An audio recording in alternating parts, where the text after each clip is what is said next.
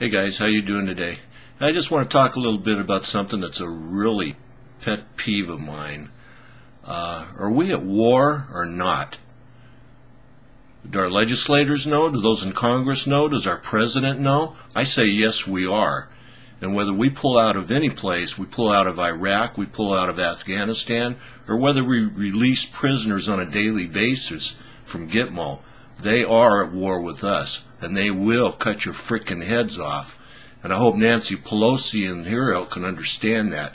There's one Mr. Abdullah, Yabba-dabba-doo, that was released from Gitmo. He'd been held there, taken from the battlefield in Afghanistan.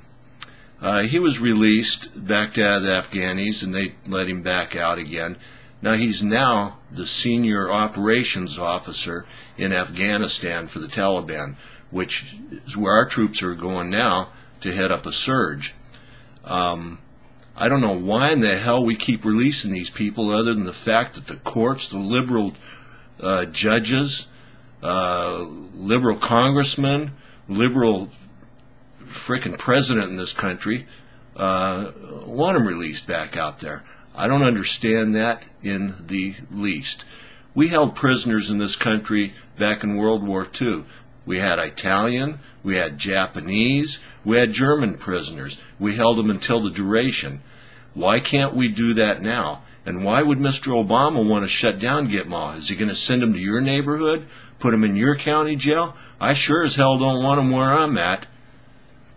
And the thing that really irks me the most is that, you got supposed Americans, not real Americans, but Americans nonetheless, that think that we ought to let these people go. We're being mean to them. We're being cruel.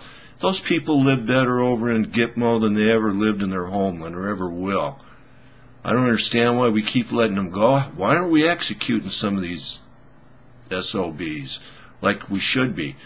You better start writing your Congress people or calling them.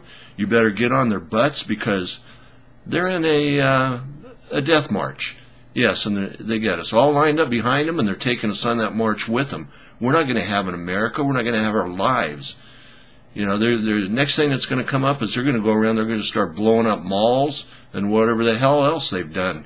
When I was a kid, I used to look back at the news stories in Israel when they were blowing up buses with school children on them, old people, whoever. They don't care. They just kill. It doesn't matter to them.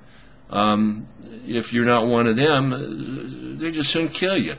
I've seen beheadings. No, they're not pretty, but I've watched them just to better understand my enemy, our enemies in this country. And I think Congress ought to have to sit down, go over to Barry's house, the White House, go into the theater, and they need to watch this crap, because this is what they're putting the citizens up against in this country. I'm tired of it. I'm sick of it. You people better start learning how in the hell to vote. Otherwise, this country's going to be toast.